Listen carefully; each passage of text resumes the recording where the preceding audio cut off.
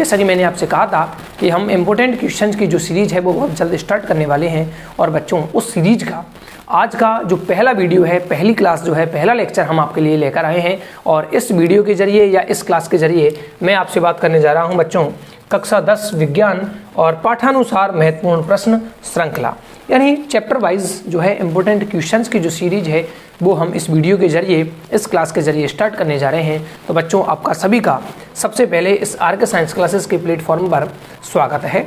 और मैं आपको सबसे पहले बता देता हूं बच्चों कि हम उल्टा तरफ से, यानी जो हमारी बुक है 1 2 3, लेकिन हम क्या करेंगे, जो इम्पोर्टेंट क्वेश्चन है वो पीछे से स्टार्ट करेंगे बच्चों, ठीक है, ताकि आपको एक बढ़िया जो है वो पीछे से कवर होता चले, ठीक है बच्चों। और सबसे पहले मैं 10th क्लास के लिए जिस चैप्टर को लेके आया हूँ वो है बच्चों हमारा चैप्टर नंबर 13, जो कि लास्ट चैप्टर है 10th साइंस का, और जिसका नाम हम जानते हैं हमारा पर्यावरण, यानी अवर एनवायरनमेंट, ठीक है। इस एनवायरनमेंट वाले चैप्टर से किस किस प्रकार के प्रश्न आने वाले हैं, कितने प्रश्न आने वाले हैं, कितने नंबर का ये जो है चैप्टर होने वाला है, इसके बारे में बात करेंगे। फिर उसी के अकॉर्डिंग हम जैसे ऑब्जेक्टिव आएंगे तो ऑब्जेक्टिव है, रिक्त स्थान आएंगे तो रिक्त स्थान क्वेश्चंस की बात करेंगे। वेरी शॉर्ट अगर क्वेश्चंस भी वहाँ से इस चैप्टर से उठने वाले हैं उनके बारे में डिस्कशन करेंगे। मतलब बहुत सारे जो इंपॉर्टेंट क्वेश्चंस जो बनने वाले हैं बच्चों, उनको हम आपके तक लेकर आए हैं और आपके पास पहुँचाने वाले हैं। तो बच्चों जो हमारा चैप्टर नंबर 13 है, इसका नाम है हमारा पर्यावरण। सबसे पहले आपको मैं बताऊंगा कि प्रश्नों के प्रकार तथा अंक, कि किस प्रकार के प्रश्न यहाँ से आने वाले हैं और कितने कितने नंबर के प्रश्न आने वाले हैं। तो बच्चे यहाँ पर 3 प्रकार के प्रश्न इस चैप्टर से आपको देखने को मिलेंगे। सबसे पहले बहुविकल्पात्मक प्रश्न, यानी ऑब्जेक्टिव जो क्वेश्चंस है उनकी संख्या 1 होने वाली है और इसका जो नंबरिंग है वो भी 1 नंबर है, यानी 1 नंबर का क्वेश्चन आपका जो है ऑब्जेक्टिव टाइप का क्वेश्चन आने वाला है। दूसरा है बच्चों हमारे पास रिक्त स्थान। एक जो है वो रिक्त स्थान यहाँ पर आपके लिए इस चैप्टर से आएगा, जो कि 1 नंबर का होगा, यानी 1 नंबर का आपके पास रिक्त स्थान आने वाला है। तीसरा क्वेश्चन है बच्चों दीर्घ उत्तरात्मक, यानी कि दीर्घ, यानी कि हम कहेंगे इसको लॉन्ग टाइप। लॉन्ग टाइप का जो क्वेश्चन है वो भी आपके पास 1 आने वाला है और जिसकी नंबरिंग बच्चों या मार्किंग जो है वो 3 अंक की है, यानी कि 3 अंक का आपके पास एक प्रश्न आने वाला है दीर्घ उत्तरात्मक। यानी कि टोटल प्रश्नों की संख्या 1 1 और 1, यानी कि टोटल क्वेश्चंस जो है वो 3 है और अंक की मैं बात करूं तो 5 अंक का है। यानी कि ये जो हमारा अंतिम चैप्टर है वो 5 नंबर का है। इसमें से एक क्वेश्चन बड़ा आने वाला है जो कि 3 अंक का होगा, यानी कि 3 नंबर का होगा, और उसके बाद एक रिक्त स्थान और एक ऑब्जेक्टिव जो है वो क्वेश्चन आने वाला है। तो इसी को ध्यान में रखते हुए बच्चों हम आपके लिए लगातार कंटिन्यू जो है आपके लिए इंपॉर्टेंट क्वेश्चन सीरीज को आगे बढ़ाते चलेंगे। कक्षा 10 और 12 के लिए दोनों क्लासों को इसमें कंबाइंड चलते रहेंगे, दोनों के लिए वीडियो जो है वो टाइम टाइम पर आते रहेंगे। सारे चैप्टर्स के आपको इंपॉर्टेंट क्वेश्चंस बिल्कुल 100% ब्लूप्रिंट पर आधारित जो है प्रोवाइड कराए जाएंगे। इसके लिए हमारी पूरी टीम लगातार कार्य कर रही है, चाहे वो आशु जी सर हों, चाहे वो विक्रम जी सर हों, मैं हूँ, हमारे केमिस्ट्री वाले सर हैं, तो वो लगातार इसके लिए मेहनत कर रहे हैं, लगातार आपके लिए ब्लूप्रिंट पर आधारित जो है वो क्वेश्चंस लाने की तैयारी कर रहे हैं। और बहुत जल्द वो सभी टीचर भी यहाँ इस प्लेटफॉर्म पर आकर आपके लिए जो है इंपॉर्टेंट क्वेश्चन सॉल्व करवाएंगे। चलिए बच्चों, सबसे पहले हम बात करेंगे जो हमारे पहला टाइप का क्वेश्चन आने वाला है बहुविकल्पात्मक प्रश्न, यानी ऑब्जेक्टिव क्वेश्चंस जो हैं उनके बारे में बात करेंगे। इसमें मैं आपको एक और चीज़ बता देता हूँ बच्चों कि हमारा जो इस बार जो बोर्ड के द्वारा मॉडल पेपर जारी किया गया है, जो हमारा बोर्ड ने मॉडल पेपर जारी किया है कक्षा 10 के लिए विज्ञान सब्जेक्ट का, उसके जो क्वेश्चंस हैं उसको भी मैंने यहाँ पर ऐड किया है। इसके अलावा जो है बच्चों यहाँ पर जो पिछले जो हमारे एग्जाम्स हुए हैं क्लास 10th के बोर्ड के, उनके साइंस के एग्जाम में पेपर में जो क्वेश्चंस आ चुके हैं, यानी कि हमसे जो पूछे जा चुके हैं, उनके बारे में भी हम यहाँ पर चर्चा करेंगे। वो क्वेश्चंस भी मैंने इस स्लाइड में ऐड किया है। तो बच्चों आपको कुल मिलाकर ये है, कहीं पर भी भटकने की ज़रूरत नहीं है। यहाँ पर सबसे बेहतरीन जो क्वेश्चंस जो बनते हैं उनका सॉल्यूशन कराया जाएगा, उनको पूरी तरह से आपको समझा दिया जाएगा, कॉन्सेप्ट जो है उसका क्लियर करा दिया जाएगा। कुल मिला के बात यह है, आपको बहुत बढ़िया प्रश्न जो है वो यहाँ से मिलने वाले हैं। आपने अगर कुछ नहीं किया है, याद नहीं किया है, तो आप इन क्वेश्चंस को सॉल्व जरूर करें। और इन क्वेश्चंस को अगर आप सॉल्व कर पा रहे हैं तो आपकी तैयारी 100% जो है बच्चों वो बहुत अच्छी है। ये इस बात की मैं जो है गारंटी दूंगा। यदि आपने मेरे क्वेश्चन सॉल्व कर दिए पूरे तो आपकी जो तैयारी है वो 4 चांद लगे हुए हैं और आपको उसे बस जारी रखने की देरी है। ठीक है बच्चों, तो शुरुआत करते हैं बच्चों। सबसे पहला हमारे पास ऑब्जेक्टिव क्वेश्चंस हैं और उसमें पहला क्वेश्चन है कि निम्नलिखित में से जैविक घटक है। आपके पास 4 ऑप्शंस दिखाई दे रहे हैं, इनमें से आपको बताना है कि जैविक घटक कौन सा है। जैविक घटक कौन सा है, और ये जो है बच्चों मॉडल पेपर द्वारा जारी किया गया है, मॉडल पेपर में हमारा दिया हुआ है। ऑप्शन है बच्चों पादप, ऑप्शन है आपके पास नंबर बी मृदा, तीसरा ऑप्शन है वायु और चौथा ऑप्शन है जल। क्या पूछा गया है बच्चों, निम्नलिखित में से जैविक घटक कौन है। जैविक का मतलब होता है बच्चों सजीव, आपको इनमें से सजीव घटक छांटना है। तो बच्चों पादप, मृदा, वायु और जल। तो बच्चों इनमें से जो सही आंसर जो है, जो सजीव घटक है वो इसका हो जाएगा पादप। हम जानते हैं बच्चों मृदा, वायु और जल ये सभी निर्जीव घटक हैं। कैसे घटक है बच्चों, निर्जीव घटक हैं। और इन निर्जीव घटकों को हम एक और नाम देते हैं, इन्हें कहते हैं बच्चों अजैव घटक। कौन से घटक नाम देते हैं बच्चों, अजैव घटक। ठीक है, क्लियर बच्चों। तो देखिए जैविक घटक कौन सा है, पादप है। हम जानते हैं बच्चों हमारा पर्यावरण वाला चैप्टर जो है उसमें हमने पारितंत्र पढ़ा था। पारितंत्र के बारे में हम जानते हैं कि पारितंत्र जो है वो दो प्रकार के घटकों से मिलकर बना होता है। एक तो होता है बच्चों जैव घटक और दूसरा होता है अजैव घटक। ठीक है बच्चों, तो इस क्वेश्चन में हमसे पूछा गया था कि जैविक घटक कौन सा है, तो हमने उसका सही आंसर दिया है यहाँ पर। जैविक घटक कौन सा है, तो पादप इसका जो है वो करेक्ट आंसर है। इसी प्रकार बच्चों क्वेश्चन नंबर 2 की तरफ चलते हैं। निम्न में से कौन से समूह में केवल जैव निम्नीकरणीय पदार्थ हैं। कौन से बच्चों, जैव निम्नीकरणीय पदार्थ। अब बच्चों आप जानते हैं, आपने पढ़ा होगा कि पदार्थों को उनके अपघटन के आधार पर दो प्रकारों में बांटा गया है। एक होते हैं बच्चों जैव निम्नीकरणीय और दूसरा होता है अजैव निम्नीकरणीय। एक होते हैं अजैव निम्नीकरणीय और दूसरा कौन सा है बच्चों, जैव निम्नीकरणीय। ठीक है, ये यहाँ पर कॉमन। तो जैव निम्नीकरणीय पदार्थ किसे कहते हैं बच्चों, ऐसे पदार्थ वे घटक, कुछ भी लिख सकते हैं, ऐसे पदार्थ या वे घटक जिन्हें सूक्ष्म जीवों द्वारा आसानी से अपघटित कर दिया जाता है, यानी डिकम्पोज कर दिया जाता है, तोड़ दिया जाता है सरल पदार्थों में। उन पदार्थों को कहते हैं हम जैव निम्नीकरणीय। और जिन पदार्थों का सूक्ष्म जीवों द्वारा अपघटन आसानी से नहीं होता है उन पदार्थों को कहते हैं हम जैव अनिम्नीकरणीय या अजैव निम्नीकरणीय। तो यहाँ हमसे पूछा गया है निम्न में से कौन से समूह में, 4 ऑप्शंस हैं, पहले आपको समूह दिए जाएंगे उसके बाद 4 ऑप्शंस हैं। केवल और केवल क्या छांटना है हमें, जैव निम्नीकरणीय पदार्थ छांटना है कि कौन सा ग्रुप है जिसमें पूरे के पूरे जो हैं वो जैव निम्नीकरणीय पदार्थ दिए गए हैं। ठीक है बच्चों, अब आपके पास पहला जो ग्रुप दिया है उसमें है घास। बच्चों ये जैव निम्नीकरणीय पदार्थ है, हम जानते हैं इसका अपघटन हो सकते हैं, पुष्प का हो सकता है और चमड़े का भी जो है बच्चों अपघटन आसानी से हो जाता है। सूक्ष्म जीव यानी कि जीवाणु और जो कवक हैं वो इसका अपघटन कर देते हैं। यानी कि ये वाला हमारा ऑप्शन जो है वो राइट है, लेकिन हमें इसमें से नहीं छांटना है। हमारे पास 4 ऑप्शन नीचे दिए गए हैं और आपको मैं बता दूं बच्चों ये हमारी बुक का ही क्वेश्चन है। ये हमारी बुक किसका क्वेश्चन है, बुक का ही क्वेश्चन है, लेकिन इस फॉर्म में नहीं देकर मात्र इतना सा दिया है तो मैंने इसको थोड़ा सा और बड़ा कर दिया है। इस फॉर्म में भी आपसे क्वेश्चन पूछे जा सकते हैं और अगर इस प्रकार का फॉर्म आपके सामने दिखाया गया है, दिया गया है, तो ये बहुत लेवल वाला जो है वो प्रश्न दिया गया है। उसके बाद देखें बच्चों 10th के हिसाब से तो लेवल ही है भाई इस प्रकार के क्वेश्चनों को सॉल्व करने का। दूसरे जो हमारा समूह दिया गया है ग्रुप, उसमें घास, लकड़ी और प्लास्टिक। हम जानते हैं बच्चों के घास का अपघटन आसानी से हो जाएगा, लकड़ी का भी अपघटन हो जाता है, लेकिन बच्चों जो प्लास्टिक है इसका अपघटन नहीं होता है। यानी कि ऑप्शन नंबर जो हमारा एक पहला समूह है वो तो राइट है, लेकिन जो समूह नंबर 2 है वो हमारा रॉन्ग हो गया। ठीक है बच्चों, फलों के छिलके तीसरे समूह में बिल्कुल हो सकता है। केक का जो है वो अपघटन हो जाता है, नींबू का रस का अपघटन भी यहाँ पर हो जाता है, तो यहाँ पर तीसरा भी सही है। चौथा है हमारे पास बच्चों केक, लकड़ी और घास, तो बच्चों इनका भी जो है वो अपघटन हो जाता है। तो हमारे पास 1, 3 और 4 जिस ऑप्शन में सही है 1, 3, अब इसमें 1, 2 और 3 और 4 चारों हैं। इसमें 1, 2 तथा 3 में 1, 2, 3 नहीं बच्चों, 2 में नहीं है, यहाँ पर 2 में नहीं है, यहाँ पर भी 2 वाला है, तो इसलिए ये आंसर भी नहीं है। यहाँ पर वही 1, 3 और 4 जो ग्रुप है उसमें हमारे जो पदार्थ हैं उन ग्रुपों में वो जैव निम्नीकरणीय है। तो बच्चों हमारा जो राइट आंसर हो जाएगा वो जाएगा ऑप्शन नंबर सी, 1, 3 तथा 4 में, पहला, तीसरा और चौथे में। क्योंकि पदार्थ में कौन सा पदार्थ पूछा गया बच्चों क्वेश्चन में, जैव निम्नीकरणीय, यानी कि हमें इस ग्रुप में ये पहचाना था कि कौन कौन से ग्रुप ऐसे हैं जिनमें केवल और केवल जैव निम्नीकरणीय पदार्थों को शामिल किया गया है। ठीक है बच्चों, क्लियर है इतना। आगे चलते हैं बच्चों, तो हम देखते हैं क्वेश्चन नंबर 3 है, निम्न में से कौन आहार श्रृंखला का निर्माण करती हैं। ये भी हमारा बच्चों बुक का क्वेश्चन है। मैं आपको बता दूं कि ओल्ड क्वेश्चंस जो आ चुके हैं पेपर में वो भी हम ऐड कर रहे हैं।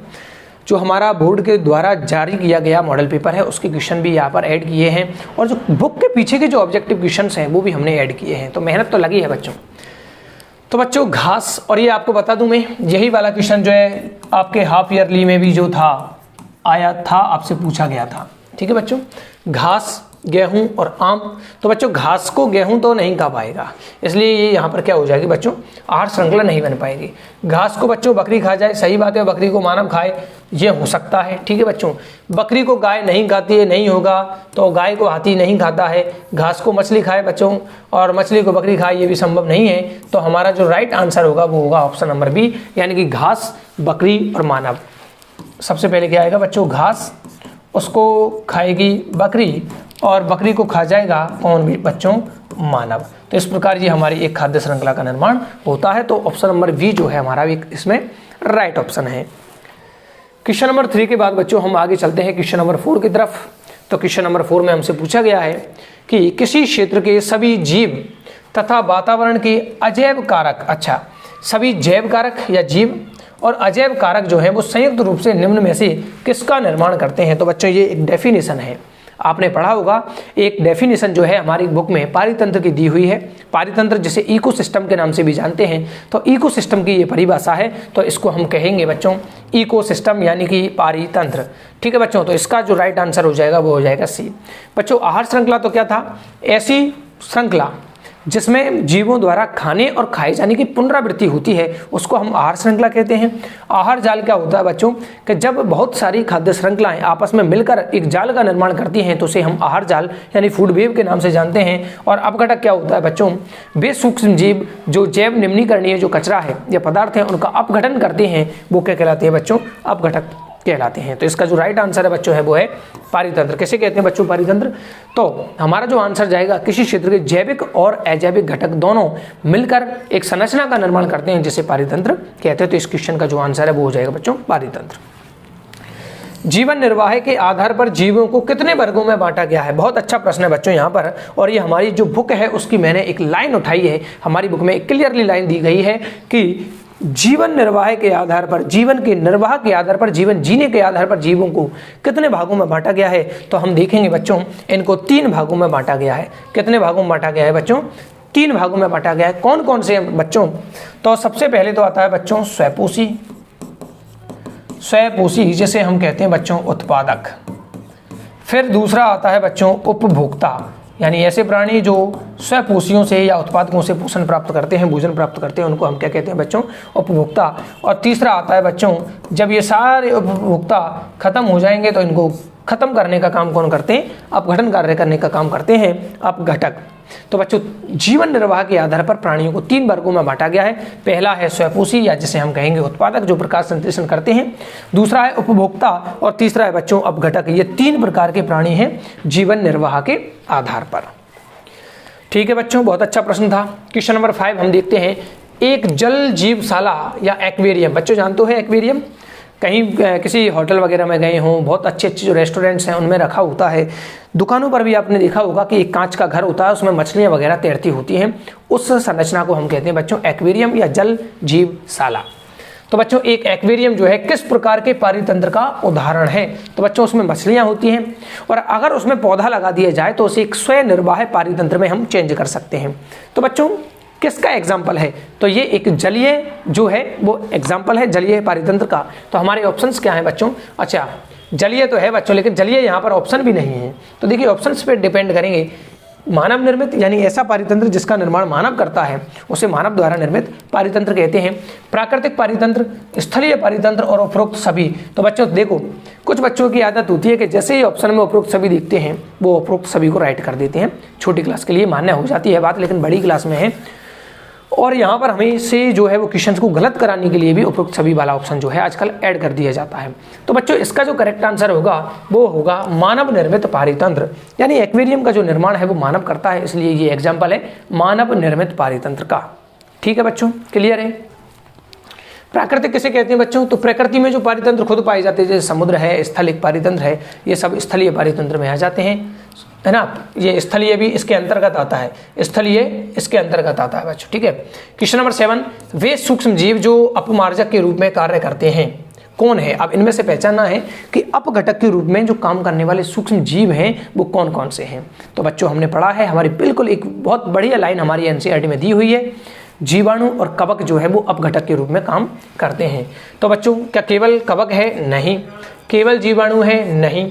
जीवाणु और कवक दोनों हैं, बिल्कुल करेक्ट आंसर है। जीवाणु और जो कवक हैं वो अपघटक के रूप में काम करते हैं, यानी कि जैव निम्नीकरणीय जो कचरा होता है उसका अपघटन करने का कार्य करते हैं। ठीक है बच्चों, ठीक, आगे चलते हैं बच्चों क्वेश्चन नंबर 8 की तरफ। आहार श्रृंखला का प्रत्येक चरण या कड़ी क्या कहलाता है बच्चों? आहार श्रृंखला का प्रत्येक चरण या प्रत्येक कड़ी या प्रत्येक जीव जो है बच्चों हमारा किस नाम से जाना जाता है बच्चों? पोषी स्तर के नाम से जाना जाता है। आहार श्रृंखला का प्रत्येक चरण या कड़ी क्या कहलाता है? तो वो बच्चों पोषी स्तर के नाम से जाना जाता है। स्तर विन्यास नहीं कहते, खड़ी फसल नहीं कहते, उत्पादक नहीं कहते, उसको प्रतीक को क्या कहते हैं बच्चों? हम पोषी स्तर। जैसे कि मान लो हम बात करें घास है, घास को खाया बच्चों टिड्डे ने, तो टिड्डा, टिड्डे को खाया मान लो बच्चों मेंढक ने, और मेंढक को खाया मान लो बच्चों सांप ने। तो यहाँ पर जो घास है वो भी एक पोषी स्तर है, जैसे हम T1 यानी ट्रॉफिक लेवल 1 से रिप्रेजेंट करते हैं, इसको T2, इसको T3, इसको T4 के नाम से जानते हैं। तो ये क्या है बच्चों? प्रत्येक जीव एक पोषी स्तर को क्या करता है? प्रदर्शित करता है। क्लियर है बच्चों? क्वेश्चन नंबर 8 के बाद बच्चों हम चलते हैं क्वेश्चन नंबर 9 की तरफ। सौर ऊर्जा को रासायनिक ऊर्जा में परिवर्तित करने वाले जीव क्या कहलाते हैं? बताइए बच्चों, क्या हो सकता है आंसर? ऐसे जीव जो क्या कर रहे हैं, सौर ऊर्जा को यानी कि सूर्य से आने वाला जो प्रकाश है, सूर्य से आने वाली जो ऊर्जा है उसको कन्वर्ट करते हैं, बदलते हैं रासायनिक ऊर्जा में। तो बच्चों ये हमारी एनसीईआरटी की लाइन है। बिल्कुल सारे क्वेश्चंस जो है वो मैंने कहीं से टिप कर या कॉपी पेस्ट नहीं किए हैं, मैंने अपनी मर्जी से अपने दिमाग से एनसीईआरटी को फॉलो करते हुए क्वेश्चंस निकाले हैं। तो बच्चों सौर ऊर्जा को रासायनिक ऊर्जा में परिवर्तित करने वाले जीव कहलाते हैं क्या? उत्पादक कहलाते हैं, या अपघटक कहलाते हैं, या उपभोक्ता कहलाते हैं, या परजीवी? तो हम जानते हैं बच्चों सौर ऊर्जा को कौन लेता है? जैसे घास है या जो पादप है वो सूर्य से आने वाली सौर ऊर्जा को लेते हैं और इस ऊर्जा को क्या करते हैं? वो रासायनिक ऊर्जा में चेंज करते हैं। तो जो इनको क्या कहते हैं बच्चों? हम इनको कहते हैं उत्पादक। तो सौर ऊर्जा को रासायनिक ऊर्जा में परिवर्तित करने वाले जीव जो है बच्चों उत्पादक के नाम से जाने जाते हैं। क्लियर है बच्चों? चलिए क्वेश्चन नंबर 10 की तरफ चल रहे हैं। एक स्थलीय पारितंत्र में हरे पौधों की पत्तियों द्वारा प्राप्त होने वाली सौर ऊर्जा का कितने प्रतिशत भाग खाद्य ऊर्जा में परिवर्तित करते हैं? बच्चों अब देखिए 2 ही परसेंटेज अपनी बुक में दी हुई हैं। एक जगह तो है 1% और एक जगह है हमारे पास 10%। ठीक है, 2 ही परसेंट है और दोनों पर मैंने यहाँ पर क्वेश्चन आपके लिए दे दिया है। क्या कह रहा है कि एक स्थलीय पारितंत्र में हरे पौधों की पत्तियों द्वारा जितना भी प्रकाश हरे पौधों की पत्तियों पर पड़ता है उसका कितने प्रतिशत जो प्रकाश है उसको खाद्य ऊर्जा में चेंज कर दिया जाता है? तो बच्चे इसका आंसर आएगा 1%। जितनी धूप पड़ रही है उस धूप से 1% जो एनर्जी ली जाती है और उसका यूज कर लिया जाता है प्रकाश संश्लेषण की क्रिया में, यानी कि भार बनाने में। ठीक है बच्चों, तो उसका मतलब ऊर्जा बनाने में खर्च कर दिया जाता है कितना? 1%।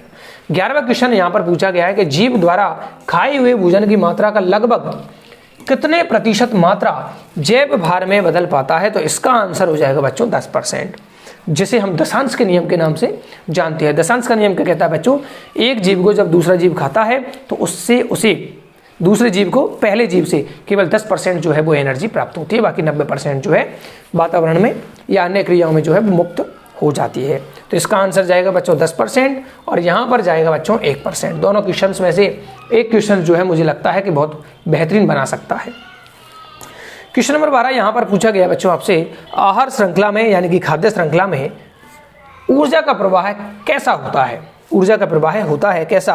क्या बहुदिशीय होता है बच्चों? नहीं होता है। क्या द्विदिशीय होता है बच्चों? नहीं होता है। क्या त्रिदिशीय होता है बच्चों? नहीं होता है। क्योंकि प्रश्न किसका है बच्चों? आहार श्रृंखला का, यानी कि फूड चेन का।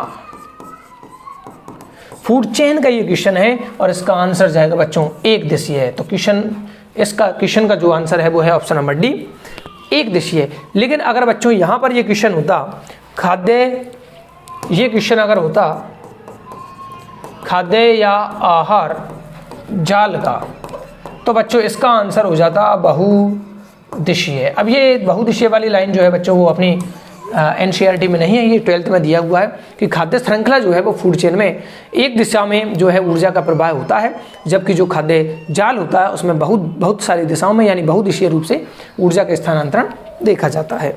तो बच्चों ये तो थे हमारे ऑब्जेक्टिव क्वेश्चंस, जो कि 12 ऑब्जेक्टिव क्वेश्चंस हैं। आपको अगर 12 के 12 जो क्वेश्चंस अगर आपको आ चुके हैं तो आपकी तैयारी एक बेहतरीन रूप से चल रही है। लेकिन यदि आपको 12 में से 4-5 आए हैं या 8 आए हैं तो फिर आपको एक बार धुआंधार यानी बहुत अच्छे तरीके से उस चैप्टर को पढ़ने की, दोबारा पढ़ने की बहुत ज़रूरत है। अब देखिए बच्चों, रिक्त स्थान की तरफ मैं चलता हूँ। पहला रिक्त स्थान मैंने यहाँ पर लिया है कि ओजोन परत सूर्य से आने वाली खाली स्थान है से सुरक्षा प्रदान करते हैं। मतलब वो सूर्य से कुछ ऐसी चीज़ें आ रही हैं, ऐसी किरणें आ रही हैं जिनसे हमारी रक्षा करती है ओजोन। तो बच्चों यहाँ पर क्या आएगा, यहाँ पर आएगा पराबैंगनी विकिरण। पहला रिक्त स्थान जो है बच्चों उसका आंसर हो जाएगा पराबैंगनी विकिरण, यानी ओजोन परत सूर्य से आने वाली पराबैंगनी विकिरण से सुरक्षा प्रदान करती है। क्वेश्चन नंबर 2 है, यहाँ पर दिया गया है वे पदार्थ जो जैविक प्रक्रम द्वारा अपघटित हो जाते हैं। वे पदार्थ जो जैविक प्रक्रम द्वारा अपघटित हो जाते हैं क्या कहलाते हैं बच्चों?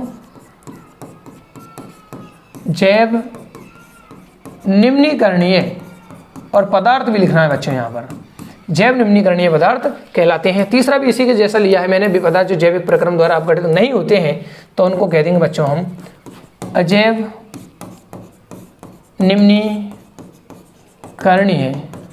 पदार्थ कहलाते हैं। कोई दिक्कत नहीं है बच्चों, इजी थे दोनों। इसके बाद बच्चों पैकेजिंग के तरीकों में बदलाव करने से, बहुत अच्छा प्रश्न है बच्चों, पैकेजिंग के तरीकों में बदलाव करने से खाली स्थान है वस्तु के कचरे में वृद्धि हुई है। किस प्रकार की वस्तु जो है वो किस प्रकार के वस्तु के जो कचरा है उसमें वृद्धि हुई, यानी कि किस प्रकार का कचरा जो है वो बढ़ना अधिक मात्रा में बनता जा रहा है। तो बच्चों इसका आंसर भी है अजैव निम्नीकरणीय। ये बहुत अच्छी लाइन है, हमारी NCERT में दी हुई है। आप इसको लास्ट वाले पेज के आसपास जो है वो चेक कर सकते हैं कि पैकेजिंग के तरीकों में बदलाव करने से अजैव निम्नीकरणीय वस्तु के कचरे में वृद्धि हुई है। अगला क्वेश्चन है बच्चों, क्वेश्चन नंबर 6 रिक्त स्थान में पारितंत्र के विभिन्न घटक खाली स्थान होते हैं। पारितंत्र के विभिन्न घटक क्या होते हैं बच्चों, बताइए? पारितंत्र के विभिन्न घटक क्या होते हैं? तो कुछ आइडिया लगा बच्चों? पारितंत्र के विभिन्न घटक खाली स्थान होते हैं। अब देखो, कुछ कहेंगे इसमें पारितंत्र के विभिन्न घटक क्या होते हैं बच्चों, जैव और अजैव होते हैं, कुछ इस प्रकार से दिमाग लगाएंगे। लेकिन बच्चों इसका जो है वो आंसर, अब देखिए ये मैंने कहाँ से लिया है। सबसे पहली बात तो ये है, ये मैंने लिया कहाँ से है, और मैं आपको बता दूँ ये हमारी NCERT की लाइन है। जब हम चैप्टर को फिनिश करते हैं तो वहाँ पर जो आपने क्या सीखा नाम की चीज़ होती है, उस टेबल में आप देखेंगे तो ये पहली लाइन वहाँ पर दी हुई है कि पारितंत्र के विभिन्न घटक खाली स्थान मैंने दिया है क्या होते हैं। तो बच्चों ये होते हैं अन्योन्य आश्रित या अन्योन्य मिलाकर लिख देंगे। 1 मिनट बच्चों, अन्योन्य आश्रित जो है वो होते हैं, यानी कि एक दूसरे पर निर्भर होते हैं। जैविक और अजैविक घटक तो होते ही हैं, वो एक दूसरे पर क्या होते हैं बच्चों, निर्भर होते हैं, यानी कि परस्पर निर्भर करते हैं। तो पारितंत्र के विभिन्न घटक खाली स्थान है और क्या होते हैं, तो अन्योन्य रूप से आश्रित होते हैं, यानी अन्योन्याश्रित होते हैं। तो बच्चों एक बहुत बढ़िया प्रश्न है जो वो यहाँ पर बन सकता है, और इस क्वेश्चन का जो आंसर है बच्चों वो बहुत अलग अलग लिखने वाले हैं बच्चे। अगर यही क्वेश्चन हमारे बोर्ड के एग्जाम में आ जाता है तो बहुत सारे जो बच्चे हैं वो इसका गलत आंसर करेंगे। वो कोई लिखेगा जैव अजैव, कोई कहेगा सजीव निर्जीव, लेकिन इसका जो हमारी NCERT आंसर दे रही है वो है अन्योन्याश्रित। ठीक है बच्चों, बहुत अच्छा प्रश्न है और मेरी तरफ से ये बहुत बढ़िया इंपॉर्टेंट क्वेश्चन है। लेकिन जानते हैं आप कि जो हमारा जो एग्ज़ाम बनता है बोर्ड का, वो सरकारी स्कूल के बच्चों के अनुसार बनता है। तो इतना टफ पेपर जो है वो, अब ये लेवल वाला क्वेश्चन तो है, लेकिन वो आएगा कि नहीं आएगा वो डिपेंड करेगा उनकी मानसिकता पर। किस चैप्टर से इंपॉर्टेंट और इजी क्वेश्चन देना है वो डिपेंड करेगा। लेकिन बहुत अच्छा क्वेश्चन जो है वो है ये। क्वेश्चन नंबर 6 की बात करते हैं। अजैव निम्नीकरणीय पदार्थों का पोषी स्तर में मिलकर उच्च पोषी स्तर की और उत्तरोत्तर बढ़ना। हाँ, अब ये परिभाषा है बच्चों जैव आवर्धन की। किसकी परिभाषा है ये? जैव आवर्धन की, कि अजैव निम्नीकरणीय पदार्थों का पोषी स्तर में मिलकर, किसी भी पोषी स्तर में जाकर मिल जाता है और उच्च पोषी स्तर की ओर उत्तरोत्तर क्या करता है बच्चों, बढ़ता है, वृद्धि करती है, सांद्रता जो है उनमें बढ़ती जाती है, तो इसको कहते हैं हम जैव आवर्धन। अगला क्वेश्चन नंबर 7, ओजोन एक घातक क्या है बच्चों, घातक विष है, हमारी एनसीईआरटी में कहा है ओजोन एक घातक विष है जिसका आणविक सूत्र O3 होता है। बहुत बढ़िया, ठीक है बच्चों, आगे हम चलते हैं अगले स्लाइड की तरफ। खाली स्थान है, को ओजोन परत को नष्ट करने वाला प्रमुख कारक माना गया है जिसका उपयोग, फिर खाली स्थान है और फिर खाली स्थान है। बहुत बढ़िया, तो बच्चों हम जानते हैं कि CFC को ओजोन परत को नष्ट करने वाला प्रमुख कारक माना जाता है। CFC का पूरा नाम बच्चों जानते हैं और इसका हमारे 10th में पूछा भी जा चुका है बच्चों,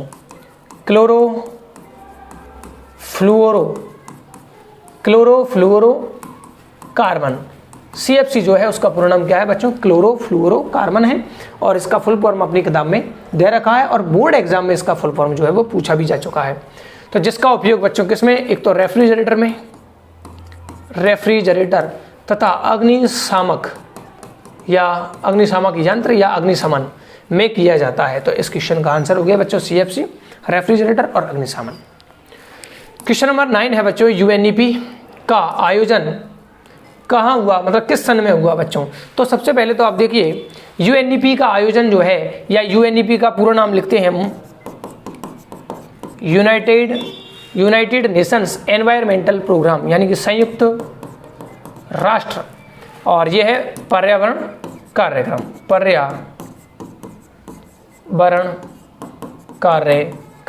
ठीक है बच्चों, ये UNEP का पूरा नाम है। इसका जो आयोजन हुआ था बच्चों वो हुआ था 1987 में। कब हुआ था बच्चों, 1987 में।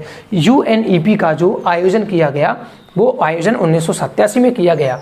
ठीक है बच्चों, और इसमें सर्वानुमति बनी कि CFC के उत्पादन को 1986 के स्तर पर ही इसको सीमित रखा जाए, यानी कि जितनी 1986 में CFC का खर्चा था, जितना खर्च हो रही थी उस CFC को उतने ही लेवल पर रोक दिया जाए ताकि ओजोन परत को नुकसान कम हो या ना के बराबर हो। क्वेश्चन नंबर 10 हमसे पूछा गया बच्चों, वायुमंडल में ओजोन की मात्रा में तीव्रता से गिरावट कब आने लगी बच्चों, 1980 में। कब आने लगी, 1980 में। तो वायुमंडल में ओजोन की जो मात्रा है उसमें तीव्रता से गिरावट आने लगी 1980 में। कारण क्या है, CFC। और अगर ओजोन परत में नष्ट होगा तो ओजोन छिद्र हो जाएगा और उसके होने के कारण जो है धरती पर पराबैंगनी किरणें आएंगी और वो स्किन कैंसर यानी कि त्वचा का कैंसर नामक रोग उत्पन्न करेंगे। तो ये है बच्चों हमारे पास ऑब्जेक्टिव हो गया, रिक्त स्थान हो गए। अब तो 3 नंबर वाले क्वेश्चन बनता है, तो मैं आंसर और क्वेश्चन दोनों लिख के लाया हूं आपके लिए। चलते हैं फटाफट। अब देखो बच्चों 10 थे और अगर आपको 5-6 आ रहे हैं तो फिर आपको स्टडी की तैयारी है। इसलिए मैंने कहा था यहाँ पर जो ऑब्जेक्टिव क्वेश्चन हैं, फिल इन द ब्लैंक्स हैं यानी रिक्त स्थान है, वो बहुत धमाकेदार होने वाले हैं। बहुत शानदार क्वेश्चन जो है वो हमने तैयार किया है। तो बच्चों उसी के अनुसार आप जो है वो अपनी स्टडी को आगे बढ़ाइए। क्वेश्चन नंबर 9 आपके पास सामने आपके दिखाई दे रहा है बच्चों। 1 मिनट में थोड़ा सा लाइटिंग के कारण आपको इधर दिखाई नहीं दे रहा है, 1 मिनट। चलिए बच्चों, अब थोड़ा सा आपको क्लियर दिखाई दे रहा है और हम चलते हैं अगले क्वेश्चंस की तरफ। यहाँ से हम शुरू कर रहे हैं बच्चों दीर्घ उत्तरात्मक प्रश्नों की तरफ चल रहे हैं। पहला क्वेश्चन, अब ये बच्चों 3 अंक के आपके क्वेश्चन आने वाले हैं और आपको पता है 3 अंक वाले जो क्वेश्चन है हमारे अथवा में आने वाले हैं, यानी इसी चैप्टर से आपको 2 क्वेश्चन मिलेंगे अथवा में। तो मैं आपको 5-6 क्वेश्चंस लाया हूं और बहुत बेहतरीन जो है वो क्वेश्चंस लाया हूं। और यदि आपने इन क्वेश्चनों को अकेलों को पढ़ लिया तो मेरी 100% आपसे उम्मीद है कि इनसे बाहर क्वेश्चन नहीं जाने वाला है। ठीक है बच्चों, देखिए कौन कौन से क्वेश्चन है। सबसे पहला जो मुझे इंपॉर्टेंट क्वेश्चन लगता है इस चैप्टर का, वो हमेशा की तरह है, वही है कि जैविक आवर्धन यानी कि बायोलॉजिकल जो मैग्निफिकेशन है वो क्या है। और ये हमारी बुक का क्वेश्चन है बच्चों। ठीक है, और क्या पारितंत्र के विभिन्न स्तरों पर जैविक आवर्धन का प्रभाव भी भिन्न भिन्न होगा। तो ये हमारी एनसीईआरटी का क्वेश्चन है। और आइए चलते हैं, जैविक आवर्धन किसे कहते हैं। तो बच्चों हेडिंग डालेंगे हम सबसे पहले, जैविक आवर्धन बायोलॉजिकल मैग्निफिकेशन के अजैव निम्नीकरणीय पीड़कनाशियों जैसे कि DDT। अब आपको DDT का पूरा नाम याद करने की कोई ज़रूरत नहीं है क्योंकि वो 12th में चलता है। का फसलों के बचाव के लिए व्यापक उपयोग किया जाता है। भाई DDT का यूज या बहुत सारे जो कीटनाशी रसायन हैं उनका यूज हम अपनी फसलों को सुरक्षित रखने के लिए करते हैं। एक बार वे आहार श्रृंखला में अगर प्रविष्ट हो जाएं, एक बार वो किसी भी रीजन से, जैसे खेतों में डाला और खेतों में जब जल के साथ अवशोषण किया जाएगा तो वो पौधों में पहुंच जाएंगे। तो प्रविष्ट हो जाएं तो उसके बाद उसके पोषण स्तर आहार श्रृंखला के चरण पर उसका सांद्रण बढ़ता जाता है। उसके बाद प्रत्येक जो पोषी स्तर है उस पर उसकी मात्रा यानी कि सांद्रता बढ़ती जाती है। जैसे कि मैं बात करूं, जैसे घास में हमने डाला बच्चों, फिर घास को मान लो टिड्डा ने खाया है, या फिर घास को हम टिड्डे की जगह बच्चों सीधा ले लेते हैं हम गाय। क्या ले लेते हैं? गाय। और गाय से बच्चों क्या प्राप्त करेंगे हम? दूध। और दूध को कौन खा जाएगा? मानव। तो ठीक है, घास में गया, घास से किस में गया कोई पदार्थ केमिकल? गाय में। और गाय से 100% उसके दूध में आएगा, दूध में से ही वो कहाँ पहुंचेगा? दूध के जरिए मानव शरीर में। तो मानव शरीर में उसकी सांद्रता बहुत ज़्यादा हो जाएगी। बस इस घटना को ही हम नाम देते हैं जैव आवर्धन। परिणाम स्वरूप जो क्या है बच्चों, लंबी अवधि में वे यौगिक शीर्ष उपभोक्ताओं के भीतर संचित होते जाते हैं, यानी कि जो एंड में उसका सेवन करता है उसमें बहुत अधिक संख्या में या मात्रा में उसकी मात्रा बढ़ जाती है। हानिकारक अजैव निम्नीकरणीय रसायनों का खाद्य श्रृंखला में प्रवेश होना और फिर प्रत्येक उच्चतर पोषी स्तर या पोषण स्तर पर उनका अधिक से अधिक सांद्रता बढ़ते जाना ही जैव आवर्धन कहलाता है। तो ये भी परिभाषा हो गई, यहाँ पर आपको समझा दिया गया है। अब दूसरा क्वेश्चन क्या है बच्चों, क्या पारितंत्र के विभिन्न स्तरों पर जैविक आवर्धन का प्रभाव भी भिन्न भिन्न होगा? तो इसका आंसर है बच्चों हाँ, विभिन्न पोषी स्तरों में रसायनों की जो सांद्रता है वो भिन्न भिन्न होती है।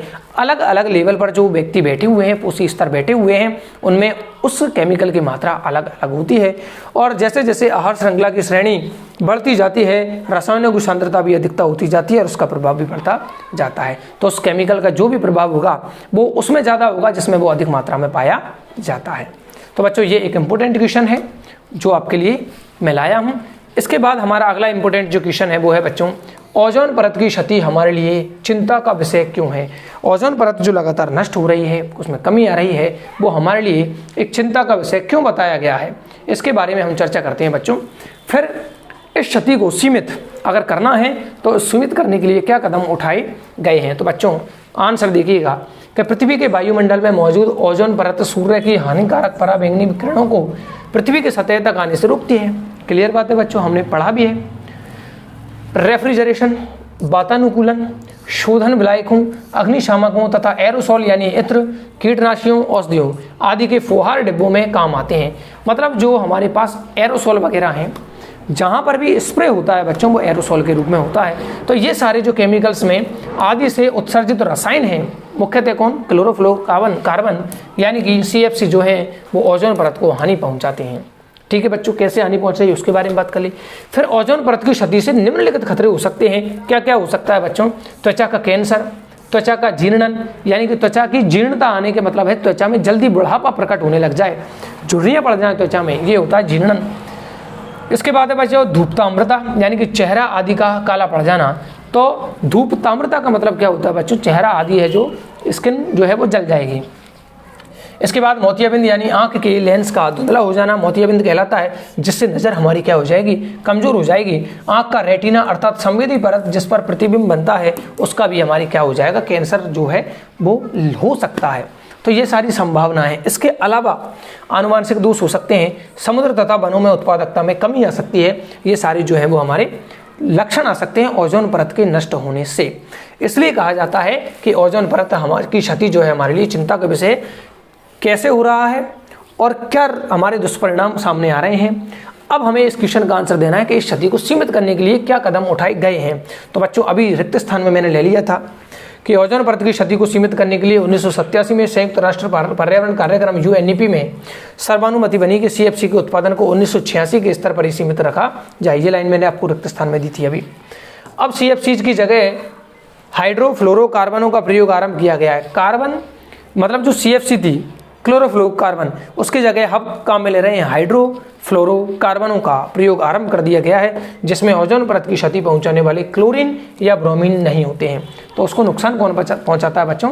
क्लोरीन या फिर ब्रोमीन, तो वो नहीं है। धीरे धीरे अब सभी देश इस समस्या से निपटने के लिए अग्रसर हो रहे हैं, यानी कि धीरे धीरे बहुत लगातार जो है वो सम्मेलन होते रहते हैं और रिपोर्ट वगैरह जारी कर दी जाती हैं टाइम पर। अपनी सरकारों द्वारा भी हमें भी गाइडलाइन जारी की जाती हैं। अगला क्वेश्चन जो है वो बहुत अच्छा क्वेश्चन है ये भी, अपमार्जक क्या होते हैं और पारितंत्र में इनकी भूमिका महत्वपूर्ण क्यों है? अपमार्जक किसे कहते हैं और पारितंत्र में अपमार्जकों की क्या भूमिका है? तो देखिए बच्चों, जीवाणु और कवक मैंने कहा था ये दोनों ही क्या है बच्चों? सूक्ष्म जीव हैं और दोनों ही अपमार्जक का काम करते हैं। तो जीवाणु और कवक जैसे सूक्ष्म जीव जो मृत जैव अवशेषों का अपमार्जन करते हैं अपमार्जक कहलाते हैं। जीवाणु और कवक जो क्या कर रहे हैं? सूक्ष्म जीवों को, मृत जैव सूक्ष्म जीव हैं और ये मृत जैव यानी कि जो जीव हैं वो मर गए हैं, लकड़ी है, जैव अपघटनीय जो कचरा है उसका क्या करते हैं बच्चों, अपमार्जन करते हैं, यानी उसको सड़ाते हैं, गलाते हैं। इस घटना को इस घटना को तो अपमार्जन कहेंगे, और ये जो क्रिया कर रहे हैं इन जीवों को हम अपमार्जक कहते हैं, यानी कि जीवाणु और कवक जो है वो अपमार्जक हैं। अपमार्जक किसी भी पारितंत्र के लिए महत्वपूर्ण होते हैं। क्यों महत्वपूर्ण होते हैं बच्चों? क्योंकि ये जटिल कार्बनिक पदार्थों को सरल अकार्बनिक पदार्थों में बदल देते हैं। जो हमारे पास जटिल कार्बनिक पदार्थ होते हैं इनको तोड़ देते हैं। जैसे कोई जीव मरता है तो कुछ दिनों बाद वहाँ पर वो जीव गायब हो जाता है, कौन कहाँ गया? या तो जानवर, अन्य प्राणी जो है, कुत्ता बिल्ली या लोमड़ा लोमड़ी जो है वो खा जाते हैं, या फिर क्या होता है बच्चों, जो गंदगी है उसको जीवाणु वगैरह नष्ट करके बिल्कुल साफ कर देते हैं। यानी कि अपमार्जक जो है वो साफ सफाई का काम कर रहे हैं। इनको हम कहेंगे एक तरह से नेचुरल सफाई करता, ठीक है, प्राकृतिक सफाई करने वाले हैं। बदल देते हैं बच्चों सरल अकार्बनिक पदार्थों में जो मृदा में चले जाते हैं और उत्पादकों द्वारा पुनः उपयोग में लाए जा सकते हैं। तो उत्पादक दोबारा इनको यूज में ले लेंगे। इसके बाद बच्चों में आपके लिए कुछ और चीज़ें लाया हूँ, जैसे उत्पादक में और अपमार्जक में क्या अंतर है। तो बच्चों हरे पौधे होते हैं उनको हम उत्पादक कहते हैं, अपमार्जक जो है वो माइक्रो ऑर्गेनिज्म होते हैं, यानी कि ये क्या होते हैं बच्चों, अपमार्जक होते हैं, सूक्ष्म जीव होते हैं। उत्पादकों की प्रकृति स्वयंपोषी प्रकार की होती है, यानी उत्पादक जो है वो स्वयंपोषी होते हैं, और ये जो अपमार्जक हैं वो विषमपोषी प्रकार के होते हैं। उत्पादक, इन्हें अकार्बनिक पोषकों की आवश्यकता होती है। उत्पादकों को क्या चाहिए बच्चों, अकार्बनिक पोषक पदार्थ, ताकि वो पोषण प्राप्त कर सकें, और ये अकार्बनिक पदार्थों का निर्माण करते हैं। ये बच्चों क्या करते हैं, अकार्बनिक पदार्थों का निर्माण करते हैं, और अकार्बनिक पदार्थों की जरूरत इनको होती है। चौथा है, ये सभी जीवों को भोजन प्रदान करते हैं। भाई उत्पादक है तो सारा भोजन बनाने की जिम्मेदारी किसको दी गई है, उत्पादकों को। तो ये भोजन बनाते हैं और ये कच्ची सामग्री उत्पन्न करते हैं। अभी कहा ऊपर वाली लाइन में, अकार्बनिक पोषकों का निर्माण करते हैं, उत्पन्न करते हैं, और नई पीढ़ी के लिए जगह उत्पन्न करते हैं। अगला है, ये प्रथम पोषी स्तर में स्थित होते हैं। उत्पादक हमेशा ट्रॉफिक लेवल 1 पर आते हैं बच्चों। जब चेन शुरू होती है, खाद्य चेन, खाद्य श्रृंखला, तो सबसे पहले कौन आता है, उत्पादक आता है। और ये अंतिम पोषी स्तर में आते हैं, ये लास्ट में आते हैं, ये पहले आते हैं। स्वयंपोषी हैं, ये क्या है बच्चों, विषमपोषी हैं। इस प्रकार से ये अंतर आपके लिए मैं लेकर आया था। अगले जो अंतर हैं वो आपके लिए लेके आया हूँ मैं जैव निम्नीकरणीय पदार्थ में और अजैव निम्नीकरणीय पदार्थ में, यानी बायोडिग्रेडेबल वेस्टेज जो है और नॉन बायोडिग्रेडेबल जो वेस्टेज है उसमें अंतर है। पहला, वे पदार्थ आपको दिखाई दे रहा है, हाँ, वे पदार्थ जो जैविक प्रक्रम द्वारा अपघटित हो जाते हैं जैव निम्नीकरणीय कहलाते हैं, और ऐसे पदार्थ जो जैविक प्रक्रम द्वारा अपघटित नहीं होते हैं वो अजैव निम्नीकरणीय पदार्थ कहलाते हैं, आपको पता है। इनकी उत्पत्ति जैविक होती है, यानी कि सजीवों से प्राप्त होते हैं। ये प्रकृति में इकट्ठे नहीं होते हैं क्योंकि इनका बच्चों क्या हो जाता है, अपघटन हो जाता है। जैव निम्नीकरणीय पदार्थ जो है वो जैव आवर्धन प्रदर्शित नहीं करते हैं, यानी कि इनका जैव जो आवर्धन है वो नहीं होता है क्योंकि नष्ट हो जाते हैं। प्रकृति में इनका पुनः चक्रण संभव है, पुनः चक्रण कर लिया जाता है। एग्जाम्पल के लिए बच्चों मलमूत्र है, कागज है, साग फल कपड़ा आदि जो है वो बायोडिग्रेडेबल है। इधर बात करते हैं, ये सामान्यतः मानव द्वारा निर्मित होते हैं, इनका ढेर लग जाता है, यानी प्रकृति में इकट्ठे हो जाते हैं। घुलनशील अजैव निम्नीकरणीय पदार्थ जो है वो खाद्य श्रृंखला में प्रवेश करते हैं, अर्थात जैव आवर्धन प्रदर्शित करते हैं। प्रकृति में इन पदार्थों का पुनः चक्रण संभव नहीं होता है, जैसे प्लास्टिक है, DDT है, एल्यूमिनियम के जो डिब्बे वगैरह हैं, इनका जो है अपघटन नहीं होता है। तो ये कचरे का ढेर बनाते हैं, अपघटन नहीं होगा तो, और इनका अपघटन हो जाता है। ये जैव आवर्धन दर्शाते हैं और ये जैव आवर्धन नहीं दर्शाते हैं। तो ये अंतर है बच्चों जैव निम्नीकरणीय और अजैव निम्नीकरणीय पदार्थों में। इसके बाद हम बात करते हैं बच्चों, अगला अंतर मैं लेके आया हूँ आपके लिए खाद्य श्रृंखला यानी फूड चेन और खाद्य जाल यानी कि फूड वेब के बारे में। देखिए, खाद्य श्रृंखला जीवों का वह क्रम है जिसमें समुदाय के एक जीव से दूसरे जीव में ऊर्जा भोज्य पदार्थों के रूप में स्थानांतरित होती है। एक जीव से दूसरे जीव में ऊर्जा स्थानांतरित होती है भोजन के रूप में। और यहाँ पर है अनेक खाद्य श्रृंखला जो है मिलकर वो खाद्य जाल का निर्माण करती है। इसमें जीवधारियों को भोजन प्राप्त करने के लिए अनेक वैकल्पिक रास्ते होते हैं। यानी खाद्य श्रृंखला में एक निश्चित जीव खाया जाता है। जैसे कि यहाँ पर बात करें घास, घास को खाएगा टिड्डा, और टिड्डे को मान लीजिए खा लेगा मान लो बच्चों मेंढक। तो मेंढक किसको खाएगा, एक ही ऑप्शन है बेचारे के पास, टिड्डे को। जबकि यहाँ पर कई सारे वैकल्पिक रास्ते होते हैं खाद्य जाल में। इसमें जीवों की संख्या सीमित होती है, इनमें 4-5 हाईएस्ट जो है वो जीव होते हैं, उतने ही जीव भाग लेते हैं खाद्य श्रृंखला में। और यहाँ पर जीवों की संख्या जो है वो असीमित या बहुत ज़्यादा हो सकती है। अगला है बच्चों, एक खाद्य स्तर का जीव दूसरे खाद्य स्तर की जीव से जुड़ता है। एक खाद्य स्तर का दूसरे से जुड़ा हुआ है, लेकिन यहाँ पर एक जीव का उपयोग खाद्य पदार्थ के रूप में एक से अधिक खाद्य श्रृंखला के जीवों द्वारा किया जा सकता है। तो बच्चों इस प्रकार में आपके लिए क्वेश्चन नंबर जो 13 था उसके इंपोर्टेंट क्वेश्चंस लाया था, जिसमें हमने बिल्कुल एकदम हमारी जो ब्लूप्रिंट है उसके अकॉर्डिंग बात की है आपसे। कि इसमें एक ऑब्जेक्टिव आएगा, एक रिक्त स्थान आएगा, एक 3 नंबर का आएगा।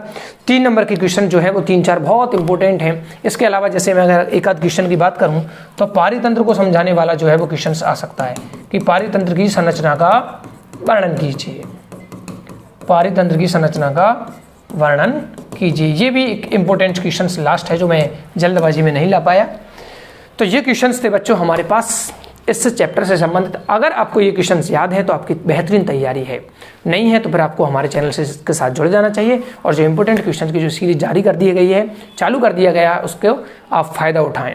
मिलते हैं बच्चों अगले चैप्टर में। अब हम, ये तो सामाजिक जैसा चैप्टर था बच्चों, ना तो बायो में है पूरी तरह, अब बायो का ही माना जाएगा वैसे तो, लेकिन अब हम फिजिक्स की तरफ चलेंगे और फिजिक्स से हम वास्तव में जो है आपको और बेहतरीन क्वेश्चंस जो है वो देने की कोशिश करेंगे। आपके कॉन्सेप्ट्स जो हैं, चाहे वो दक्षिण हस्त अंगुष्ठ नियम हो, चाहे वो फ्लेमिंग का वाम हस्त नियम हो, चाहे वो चुंबकीय क्षेत्र की दिशा ज्ञात करने वाला, मतलब कुछ भी हो, मैक्सवेल का कॉर्कस्क्रू नियम हो, मतलब सबके बारे में हम आपके कॉन्सेप्ट जो हैं वो एकदम क्लियर करते हुए चलेंगे और सारे क्वेश्चंस को सॉल्व करने की कोशिश करेंगे। अगर आपको आपकी एनसीईआरटी के क्वेश्चंस जो है पार्ट के पीछे के क्वेश्चंस भी अगर आपको टफ लगते हैं तो आप हमें बेझिझक होकर हमें मैसेज करें, कमेंट कर दीजिए कि सर हमें इस पार्ट के क्वेश्चंस जो है वो समझ में नहीं आए हैं, उन क्वेश्चंस को मैं आपको समझा दूंगा। मिलते हैं बच्चों अगली वीडियो में, तब तक के लिए जय हिंद, जय भारत, जय श्री राम।